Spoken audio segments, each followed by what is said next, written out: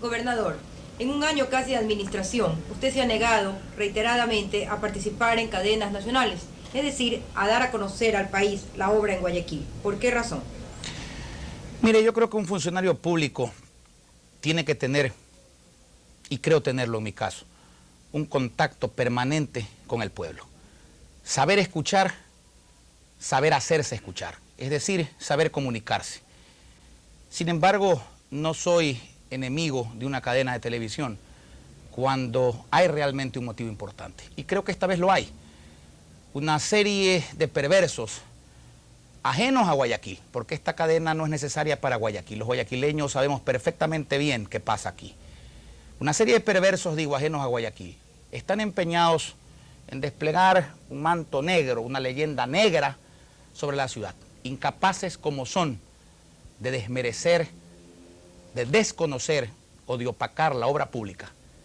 Quieren tildar a Guayaquil y al gobierno en el ámbito de la violencia y de la arbitrariedad. Y eso obliga a una cadena para, aprovechando un tiempo que no puede obtenerse por la vía normal de la entrevista, exponer una obra de conjunto y demostrar que en esta ciudad, por encima de pequeños problemas, de normales problemas, se vive un ambiente de trabajo creador que es innegable. Usted se ha referido definitivamente a la violencia. Se dice que hay violencia en Guayaquil, pero usted habla que hay obra. Efectivamente hay obra, pero también se dice que hay violencia. Mire, yo creo que hay que empezar por diferenciar lo que es delincuencia de lo que es violencia. Y frente a ellas, oponer el orden. Nosotros lo que hemos hecho, con mano dura sí, con entereza sí, pero con estricto apego a la ley y a los derechos humanos de todo el mundo, inclusive de los delincuentes, es frenar la violencia y frenar la delincuencia. Violencia,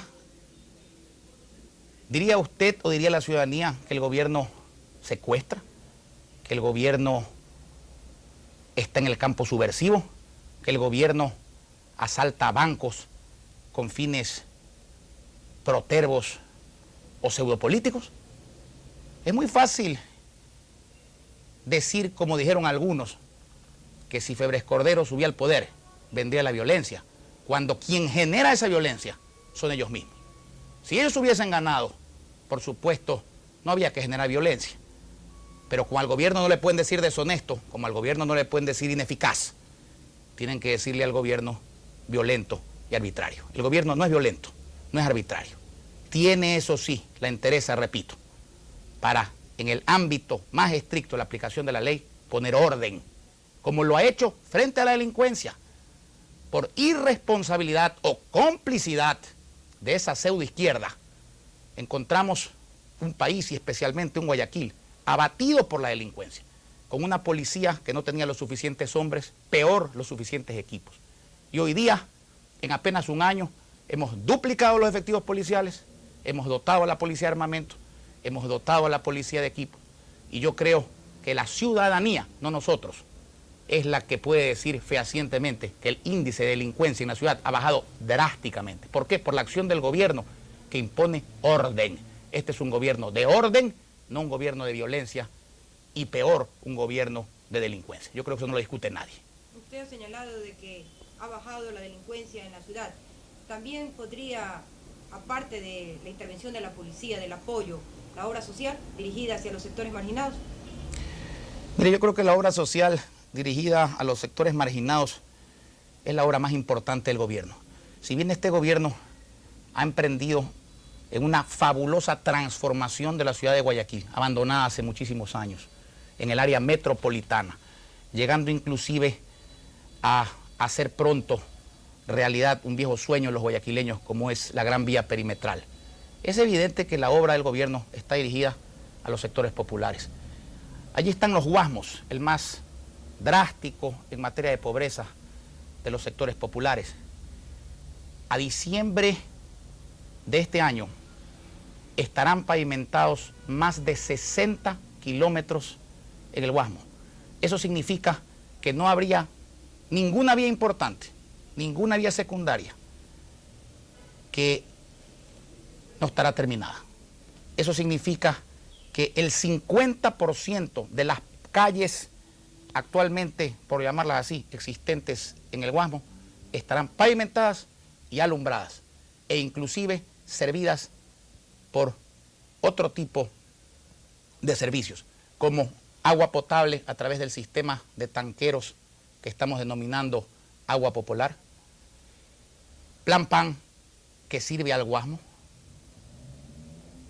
cuartel de policía para el Guasmo, en el área del sur, con 150 hombres, registro civil ya sirviendo al Guasmo y a servirlo más propiamente en el futuro, ya que va a estar ubicado en ese sector donde firmaremos el contrato y pondremos la primera piedra precisamente ahora en octubre. E igual se despliega una gran obra hacia Febres Cordero, hacia Durán, llevando a Durán agua potable, sirviéndola en alcantarillado, en pasos a desnivel sumamente necesarios, con 5.000 líneas de teléfono y una serie de obras más, hacia Pascuales, hacia Mapasingue, hacia Prosperina. Todos los sectores populares, densamente populares, de la ciudad de Guayaquil, y no solo la ciudad de Guayaquil, sino los 13 cantones en sus cabeceras cantonales, que no son Guayaquil, están siendo servidos por este gobierno por obras concretas, como pavimentación, construcción de complejos polideportivos, construcción de casas comunales. Yo creo que la obra en Guayaquil, la provincia del Guayas, está a la vista, y no solo está a la vista, es obvio que está dirigida a los grandes sectores marginales no servidos antes. Es una realidad innegable de que Guayaquil agrupa a todos los ecuatorianos. En este sentido, tomando como base esta situación, ¿usted considera entonces justa este volcamiento, llamémoslo así, de la obra del gobierno hacia Guayaquil?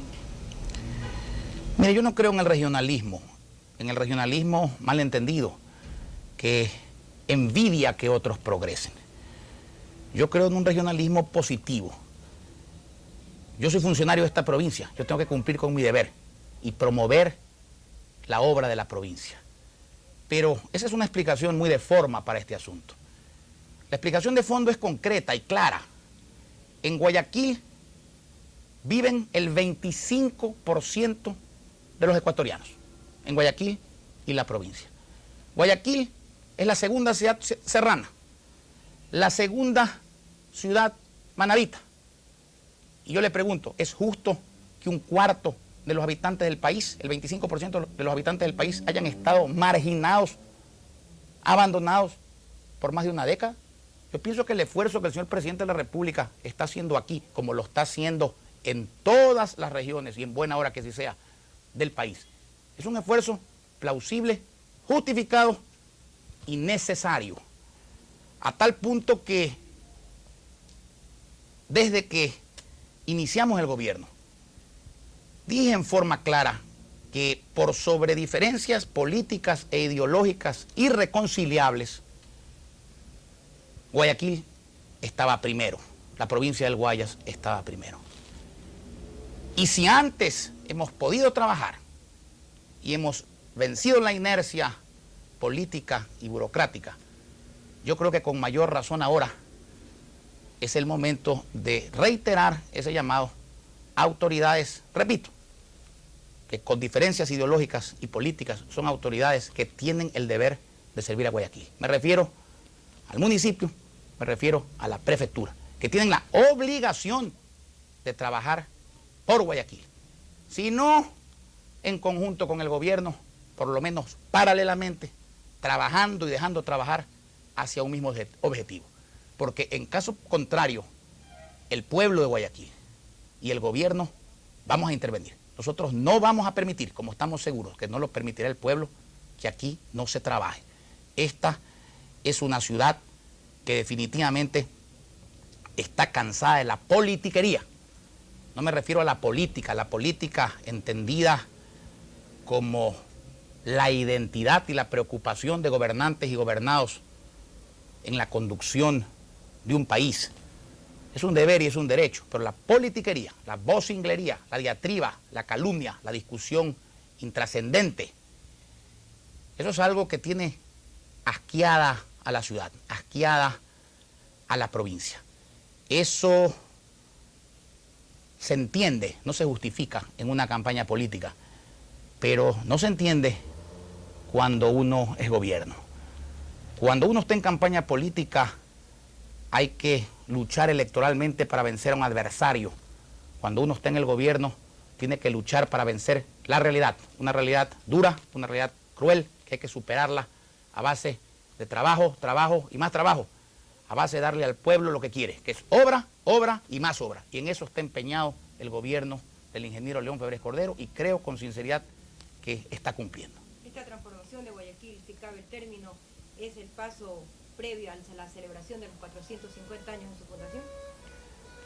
Mire, yo creo que las ciudades son ciudades y merecen atención los 365 días del año. Sin embargo, pues es obvio que, si cabe el término, hay que aprovecharse de ciertas fechas, de ciertas conmemoraciones, como puede ser un 25 de julio o un 9 de octubre, en el caso de Guayaquil, para hacer que el gobierno converja hacia una localidad y que se concreten una serie de ayudas ofrecidas en un determinado lapso de tiempo.